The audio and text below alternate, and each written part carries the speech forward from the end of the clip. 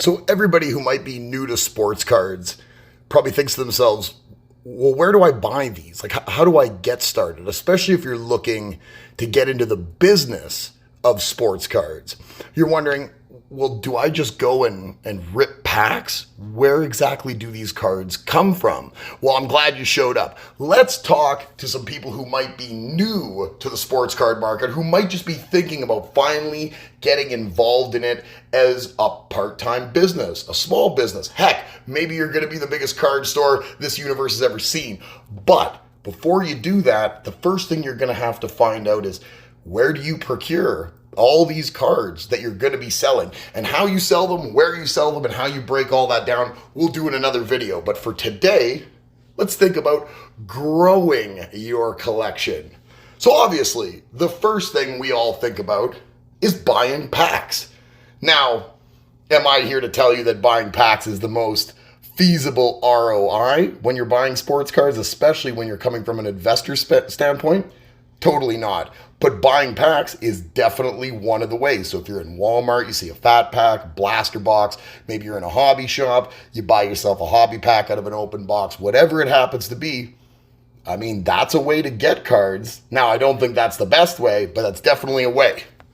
Buying hobby boxes, you're going to probably have over the long term, not on individual boxes, but over the long term, if you're buying the right product, and if you happen to get a little lucky and maybe end up buying product in a draft year where the draft class ends up being fairly good as time goes on, and you didn't buy that box for the exorbitant raised price that that draft class might have brought to it. Maybe you bought it very early when that draft class first came out. So let's say you got NBA Optic, hobby boxes, beautiful stuff.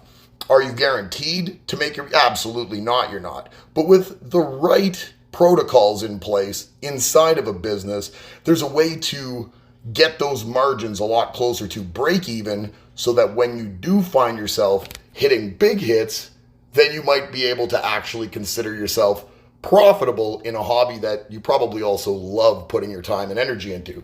So hobby boxes, those are a good way, but is it the best way?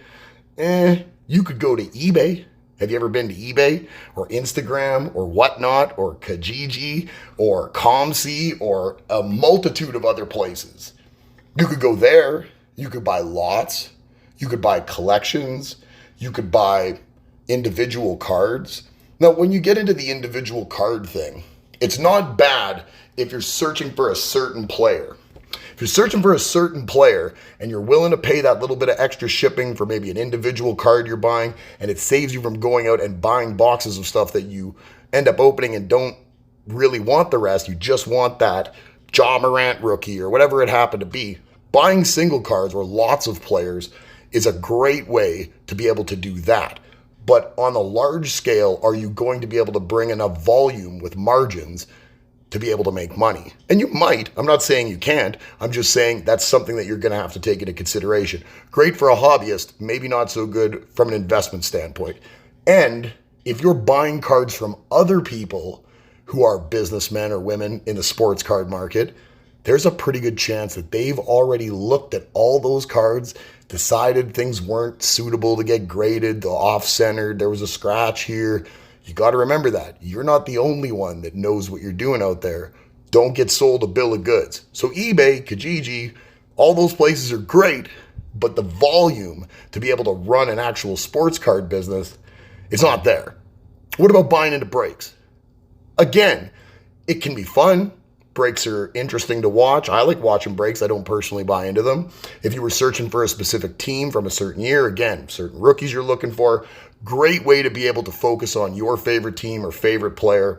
But is it any way to actually be able to get started? To be able to do this full time potentially as a business?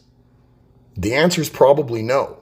Everything we've actually talked about, packs, hobby boxes, individual or lot listings, breaks, all that stuff, is going to end up being probably a loss.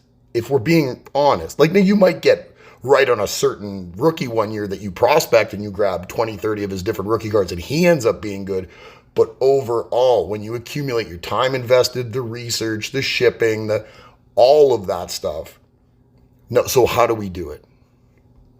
The best way is to come back to the previous video.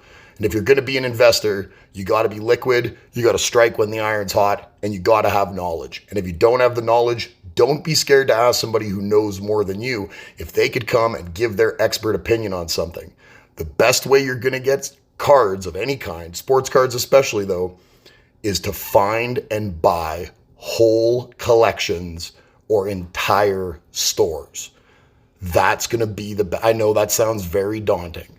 I know that sounds how do I even advertise? I'm not going to give you all of my trade secrets of how I go out and procure all this kind of stuff, but I can tell you for a fact, going out and purchasing in large wholesale amounts where things have not been cherry picked out, we're not going in and picking the best. We're taking it all because that's going to bring the cost per card down considerably. And if you know how to move things, commons, inserts, parallels, autographs, and all of that has an individual pipeline of how you move it, that's going to be the best return on your investment. While that sounds a little bit overwhelming to start with, let me tell you, 2, 3, 4 collections in, you'll find your feet will be under you, you'll be rolling, it won't be a problem, and you will be surprised at what you find out there. But if you don't go out and look and you don't beat the bushes, you're not going to find the gold that's out there because it's not going to come to you. I'm Cody from Big Beaver Cards. Subscribe, like, and check you later.